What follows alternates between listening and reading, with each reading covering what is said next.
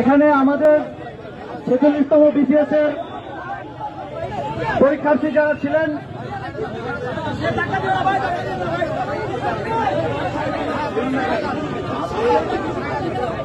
প্রায় 80 ঘন্টা যাবৎ ওনারা অনুসরণ করছিলেন এবং খুব ঝুঁকিপূর্ণ অবস্থায় ছিলেন। আমরা গত 5 ঘন্টা সরকারের বিভিন্ন পর্যায়ে এবং পিএসসির চেয়ারম্যান সহ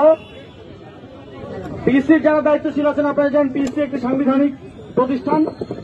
তাদের সাথে আলোচনার মাধ্যমে এখানে অনশনরত এবং আন্দোলনরত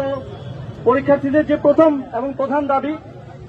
8 তারিখের পরীক্ষা পেছানোর এবং 8 তারিখের পরীক্ষা স্থগিত করার, সেটা পিএসসির সদস্যরা একটু ঘোষণা করে গিয়েছেন যে 8 তারিখে অনুষ্ঠিতব্য যেই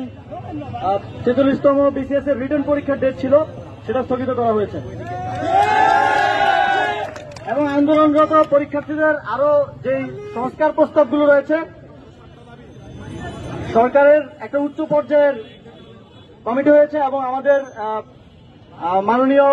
বিদ্যুৎ উপদেষ্টা ফাজুল কবির খান ভাইকে সেটার দায়িত্ব দেওয়া হয়েছে।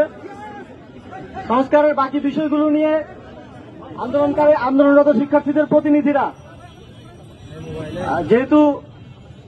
দ্বিতীয় একটি পিএসসি করার বিষয়ে প্রাথমিক আলোচনা হয়েছে, এছাড়া আরো অনেকগুলো সংস্কারের চিন্তা সরকারের আছে, সেই বিষয়গুলোতে এখানকার যারা আন্দোলনরত শিক্ষার্থী ছিলেন তাদের প্রতিনিধিরা মাননীয় উপদেষ্টা ফাজুল কবির খান তার সাথে বসবেন,